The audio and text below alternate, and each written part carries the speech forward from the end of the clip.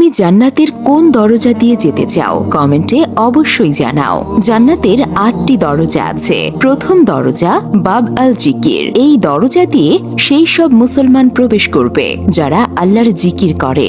দ্বিতীয় দরজা বাব আল ইমান। এই দরজা দিয়ে সেই সব মুসলমান প্রবেশ করবে যাদের আল্লাহর উপর প্রকৃত ইমান আছে। তৃতীয় দরজা বাব আল কাজিমিন। এই দরজা দিয়ে সেই সব মুসলমান প্রবেশ করবে যারা রাগকে নিয়ন্ত্রণ করতে পারে এবং অন্যদের ক্ষমা করে। চতুর্থ দরজা আল হজ। এই দরজা দিয়ে সেই সব মুসলমান প্রবেশ করবে যারা আল্লাহর সন্তুষ্টির জন্য হজ করেছে। পঞ্চম দরজা আল রায়ান। এই দরজা দিয়ে সেই সব মুসলমান প্রবেশ করবে যারা আল্লাহর জন্য রোজা রাখে।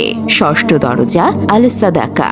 এই দরজা দিয়ে সেই সব মুসলমান প্রবেশ করবে যারা আল্লাহ তাআলার সন্তুষ্টির জন্য দান খয়রাত করে। সপ্তম দরজা আল জিহাদ। এই দরজা দিয়ে সেই সব মুসলমান প্রবেশ করবে যারা আল্লাহর রাস্তায় জিহাদ করে। অষ্টম দরজা আল সালাত। এই দরজা দিয়ে সেই সব মুসলমান প্রবেশ করবে যারা নামাজের ব্যাপারে নিয়মিত ছিল।